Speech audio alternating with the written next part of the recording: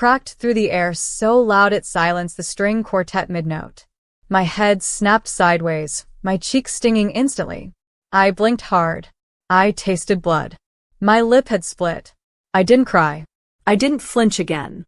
I just turned back and looked him dead in the eye. Before we begin, drop a comment and tell us where are you from and from which city you're watching our videos? And after watching the whole video, don't forget to tell us what would you do in this situation? Be honest, tell me in the comments below. We read every comment. Let's begin. Sign it. My father hissed under his breath, his voice laced with rage and entitlement. Do it. Now. Before you humiliate this family further. Around us, the chatter inside the country club ballroom hushed to a stunned buzz. Champagne flutes paused midair. Eyes widened. Whispers flitted like sparks from a dying fire. My cousin Sophia's engagement gala had been designed to impress old money, gold-lit chandeliers, polished marble floors, violinists flown in from New York, and waiters who all looked like models. Every detail screamed class. But there was nothing classy about a father slapping his daughter across the face in a crowd of 200. My relatives didn't rush to help. They didn't gasp or protest. They laughed. Uncle Terrence chuckled and turned away like it was expected. Aunt Riley gave me a tight-lipped smirk and muttered, "Drama, drama, drama." Even my cousin Mason, who I used to share crayons with as a kid, looked at me like I'd just embarrassed him personally. Sophia, the star of the evening, simply rolled her eyes and whispered something to her fiancé that made him smirk. But I stood tall, because what none of them knew, what my father didn't even bother to ask, was that this morning, just before noon, I'd already transferred the Manhattan condo, the beach house in Montauk, and all 3 rental units in Grandpa's Arizona portfolio into my name. Every signature had been notarized. Every paper was legal. And they were all mine now. 30 minutes earlier, I'd walked into the gala wearing a simple navy blue dress, hair slicked back, and a matching envelope tucked neatly under my arm. It held copies of the transfer confirmations. I didn't come to flaunt them. I came because I wanted to keep peace. Because despite everything, I thought maybe, just maybe, my father wouldn't make a scene over one house. The old brownstone Grandpa left me. The one he and I had fixed up with our own hands. The one with the cedar porch swing and the vine-wrapped windows. The house that meant everything to me. But the moment I stepped into that ballroom, I felt the energy shift. It was like walking into a trap. Look who finally showed. Mason had sneered, raising his champagne glass mockingly. The heir of the broken house. Still think you're special just 'cause Grandpa gave you a few bricks. I ignored him. But then my father stormed over, red in the face, fury simmering just below his calm exterior. Let's talk. Now. I followed him to the corner. I knew it was coming. The pressure. The threats. The guilt-tripping. I need you to sign it over to me, he demanded, shoving a stack of papers toward me with a cheap pen. You're too young to handle property alone. Let me take care of it. I laughed under my breath. You mean sell it out from under me like you did with Mom's jewelry? Or the car I bought with my own money when I was 17? His jaw clenched. Don't be smart, Claire. That house belongs to the family, not to you. No, Dad, I said evenly. It belonged to Grandpa, and he gave it to me. The slap came a second later. And still I didn't sign. The gala resumed. Conversations picked up. Music drifted lazily again. But I walked out, my head high. The night air outside was cool, and my phone buzzed in my clutch, a text from Attorney Kaplan. All transfers confirmed. You're officially the owner. Congrats. I read it twice. Then I smiled. I maybe left with a busted lip and mascara smudged under my eyes, but I was walking into a future no one could take from me now. Not Dad. Not my relatives. And when they'd find out what else I'd inherited, what Grandpa had quietly left me, in accounts and assets they didn't even know existed, they'd regret ever treating me like some weak girl clinging to a house. Because I wasn't weak. I'd just started playing the game by their rules. And I was about to win it. 3 days earlier, flashback, but seamlessly integrated, no slow start. You'll get nothing but trouble from them. Grandpa had said, coughing into his blanket as we sat on the porch swing of the brownstone. But that's why I'm not leaving this to them. I'm leaving it to you, Claire. The only one who ever showed up without a reason. I swallowed hard, trying not to cry. His hand found mine and squeezed it weakly. They'll come for it. They'll say you don't deserve it, he continued. But I've arranged everything. The deed, the trust, even the keys to the safety deposit box in Jersey. Use it if they push you too far. I didn't know what he meant then. But now? Every word made sense. That morning, I'd opened the safety deposit box. Inside was a single sheet of paper with 3 bank account numbers and a brief note. They mocked you because you were quiet. Now, let silence be a revenge. Back in the present, I sat in the back of a yellow cab, watching the city blur past the window. I wasn't going home. Not to the brownstone. Not tonight. I had somewhere else to be. Kaplan had arranged a private dinner meeting with a real estate developer who wanted to turn the Montauk property into a boutique wellness retreat. The bid was already 7 figures. I hadn't even returned the call yet. But I wasn't selling. Not yet. Because I wasn't just the girl who got slapped at a gala anymore.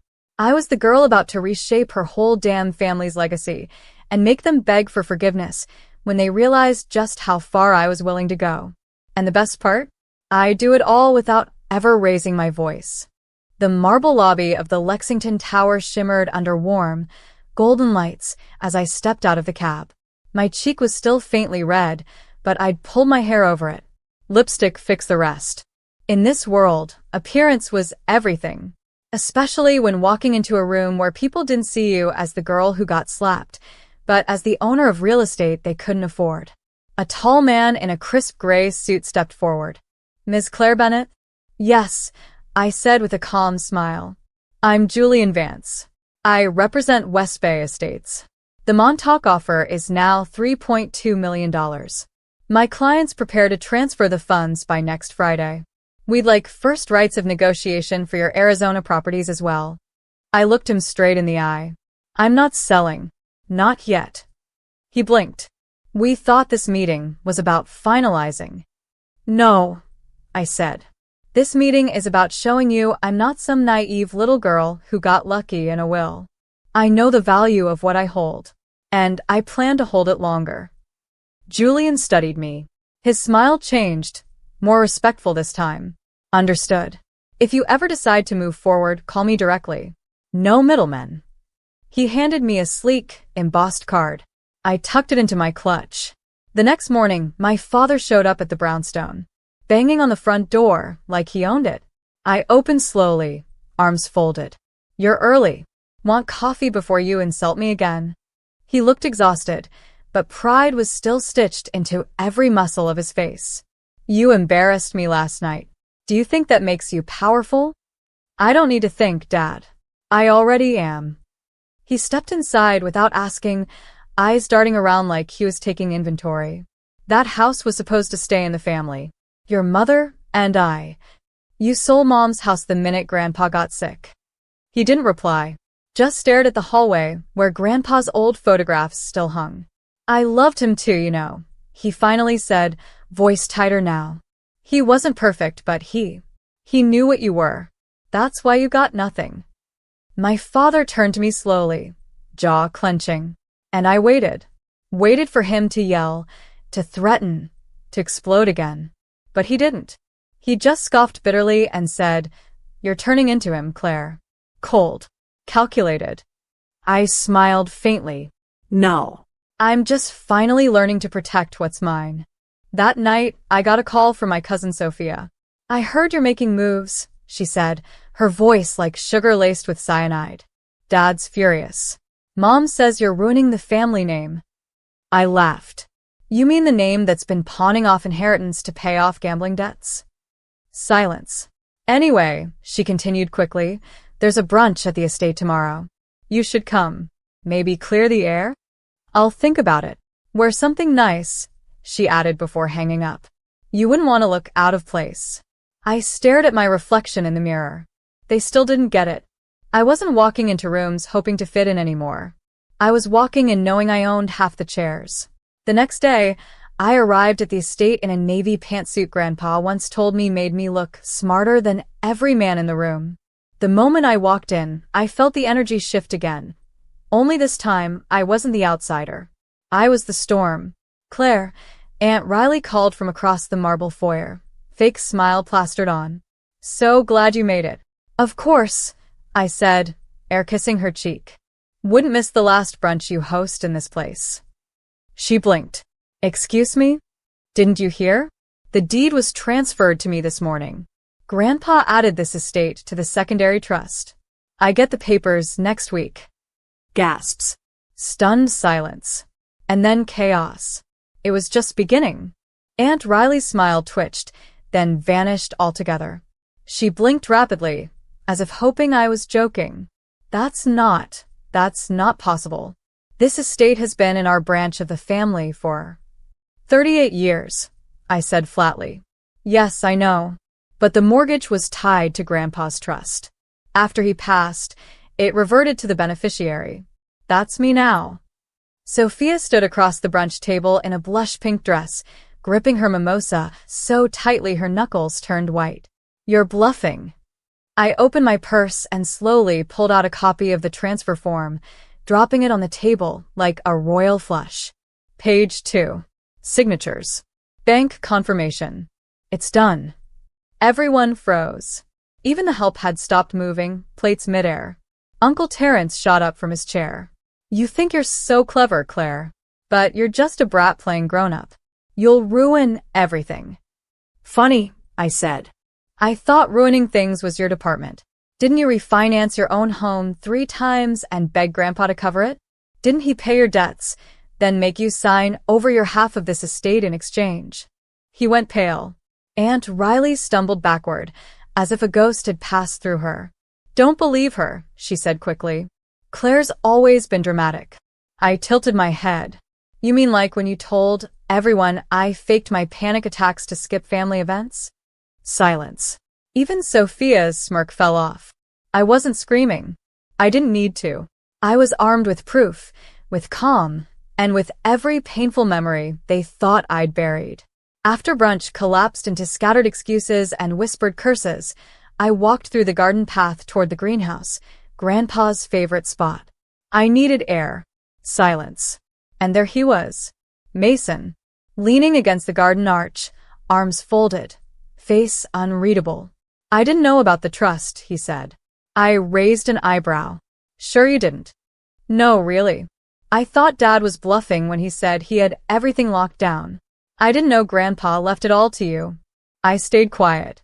He looked down at the gravel. It's not that I thought you didn't deserve it. I just didn't think you'd fight this hard. I turned to go, but he stepped in front of me. Claire, wait. Can I ask something? What? He hesitated then. Why didn't you ever say anything? Why didn't you tell people what they did to you growing up? All the times they humiliated you. Because I thought if I stayed quiet, they'd love me eventually, I said, voice sharp now. But I was wrong. The only thing this family respects is power. Mason didn't respond. He didn't need to. Because now, I had it, and I wasn't done using it.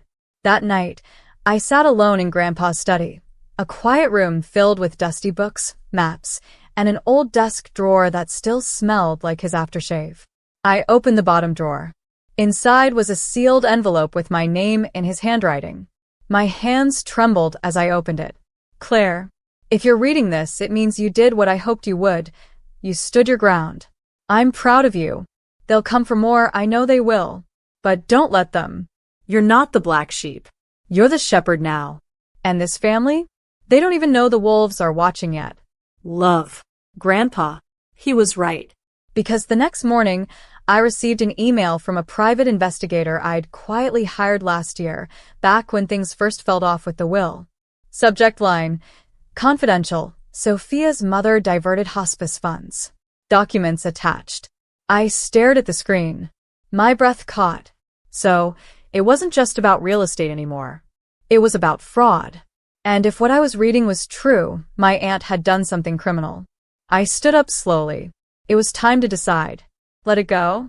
Or bury them the way they tried to bury me? I forwarded the documents to my lawyer with one line. Proceed with everything. Quietly. Within hours, Kaplan responded. We'll notify the State Board and Ethics Committee. Keep your distance for now. Don't engage. But I wasn't just waiting for paperwork to move. I was preparing my final play. 2 days later, I arrived at Aunt Riley's charity luncheon. Yes, I was invited, likely a trap, but I went anyway. Wearing Grandpa's gold wristwatch and the same navy suit I wore to his last business meeting. I walked in alone, calm, with not a hint of tension in my face. Because the truth? I was about to detonate a bomb. The garden was full of guests. Politicians. Bankers. Neighbors who still sent fruit baskets every holiday. Aunt Riley stood under a white tent, holding a microphone. Our foundation is committed to caring for our most vulnerable, she said, voice sweet as syrup. Especially those at the end of life. I stepped forward and spoke loud enough for half the garden to hear. How touching. Are you planning to steal from this hospice too, or was that a one-time thing? The mic squealed. Heads turned. Riley froze. What did you just say? She hissed, stepping down quickly. Her smile was gone. You heard me, I said. Or should I forward the wire transfer logs and emails to the local press first? Claire, she snapped. You don't know what you're talking about. Oh, I do. So does my lawyer. And soon, so will the State Ethics Board. I wonder how your donors will feel once the full audit report's made public. I didn't need to yell. I didn't need a crowd. All I needed was truth. And now I had it on my side. Sophia cornered me afterward, trembling. You're destroying our family. I tilted my head. I'm revealing it. We're supposed to protect each other. You laughed when my father hit me. You mocked me for holding on to a house instead of marrying rich. What exactly am I protecting, Sophia? She blinked, speechless. I left her standing there. The fallout came fast. Within 72 hours, Aunt Riley resigned from the board she co-founded. Her photos vanished from the hospice website. Donations froze. Investigators began reviewing every transaction from the last 5 years. Uncle Terrence called me. I didn't answer. My father showed up again. This time he knocked, not banged, on the brownstone door. Can we talk? I let him in. He looked smaller now. Not physically, just defeated. Like a man who realized the game had shifted and he was no longer holding the pieces. I messed up, he said quietly. I let my bitterness poison everything. I didn't speak. He ran a hand through his thinning hair. You didn't deserve any of it. What I did. I just didn't want to be left out. Watching your father get nothing, it makes you feel invisible. You hit me in public, I said, voice calm. And the only reason you're here now is because I won. He nodded. You're right. We stood in silence. Then he asked the only question that really mattered. What happens now? I didn't give him an answer then. Because I didn't know yet. Redemption wasn't always a clean thing. Sometimes it was jagged, uneven. It required time and effort, and not everyone deserved that chance. But me? I was no longer the one begging for belonging. I was the one deciding who got to stay. It took weeks. Not for them to fall, that happened fast. But for me to realize I didn't need to keep watching. The more I rose, the more they crumbled. Not because I ruined them, but because they'd built everything they had on borrowed power and unearned pride. And once Grandpa was gone, there was nothing shielding them from their own shadows anymore. Aunt Riley? Charged with multiple counts of fraud. The hospice board publicly cut ties. Uncle Terrence? Declared personal bankruptcy. Turns out Grandpa's quiet bailout had been covering more than gambling. It included hush money for debts Terrence had owed to private lenders. Sophia tried to move on quietly, rebranding herself as some kind of lifestyle influencer. But her reputation and her fiancé vanished once the scandal spread. Mason was the only one who tried. He called twice. The first time to apologize. The second time to say he was leaving town, heading west to start something clean. He asked if I'd ever consider forgiving the rest of them. I didn't answer right away. Then I said, they didn't just hit me. They dismissed me, laughed at me, For years. Forgiveness isn't owed. It's earned. He said he understood. I believed him. Months passed.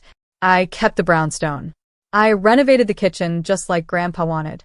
I turned the Montauk property into a quiet artist retreat, not a wellness resort. The Arizona homes? I donated one to a single mother housing program, just like Grandpa would have done.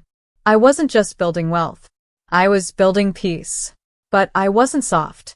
Not anymore. Because I'd learned something powerful. Silence isn't weakness. And calm doesn't mean surrender. It means control. One rainy afternoon, I stood on the porch with a warm mug of tea, staring out at the garden. I could still hear Grandpa's voice sometimes, teasing me, pushing me to think bigger, bolder. And I did. I hadn't just survived what they did to me. I'd rewritten what came next. Weeks later, I received a letter. From my father. Short. Just a few sentences. Claire, I don't expect anything. I just hope, someday, you can remember me as something better than who I was at that gala. I'm proud of you. Dad. I folded the letter, put it in a drawer. Maybe one day I'd respond. But for now, I was at peace. I had the house, the land, the name, and more importantly,